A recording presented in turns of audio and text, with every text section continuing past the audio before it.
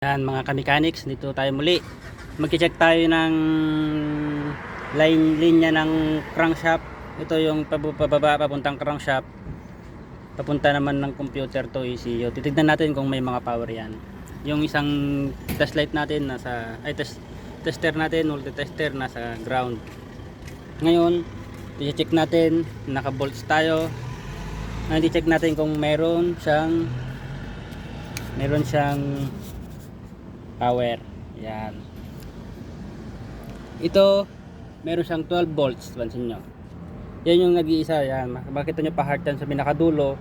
Meron siyang 12 volts. Ibig sabihin, ito yung kanyang live. Yan. Positive yan na live. Ngayon, i-check natin itong isa. Meron siyang 5 volts. Yan naman yung papunta ito yung trigger. Yan 5 volts, yan yung trigger. Papunta ng ECU yan.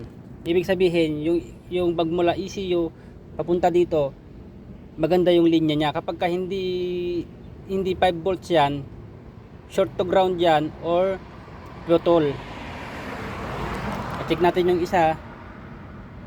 Ito naman yung isa, 320. Yan yung isa naman sa auto range niya. Kaya ito naman yung ground. Ganyan lang po mag-check. Ngayon, ito po, chinek ko po ito. Ang kan ko po dito kasi sira po yung kanyang crankshaft sensor.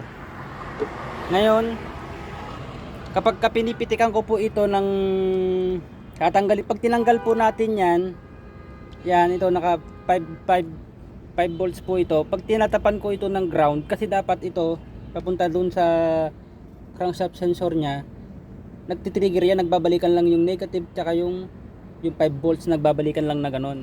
Ngayon, ika-crank ko siya, naka on position yan. Pag ika-crank ko siya, papalo yung ground dito. Pero kapag ikina-crank ko lang yan, naglabas ako nito, naglabas ako ng gagawin ko, tinatap ko dito yan. Pagka-crank ko to, walang lumalabas.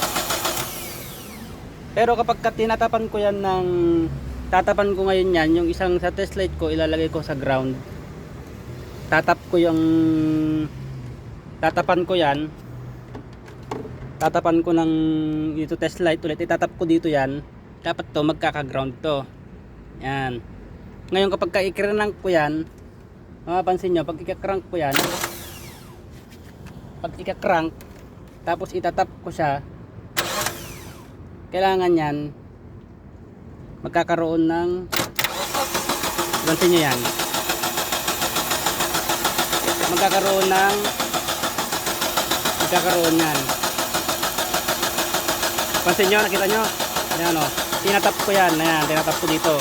Ngayon kapag tinatap ko yan, pumipitik. Kaya yun lang yan, wala siyang galing doon, wala siyang galing sa crankshaft sensor nya, walang nagsisignal, walang pulse. Kaya hindi siya nakakapagbigay ng pulse, hindi siya pumuputok dito. Pero nakita nyo kanina, tinatap ko itong aking tester dito, galing ng ground. Yan. Ginatap ko dito, pumipitik yung kanyang spark. Kaya yun lang po. Salamat!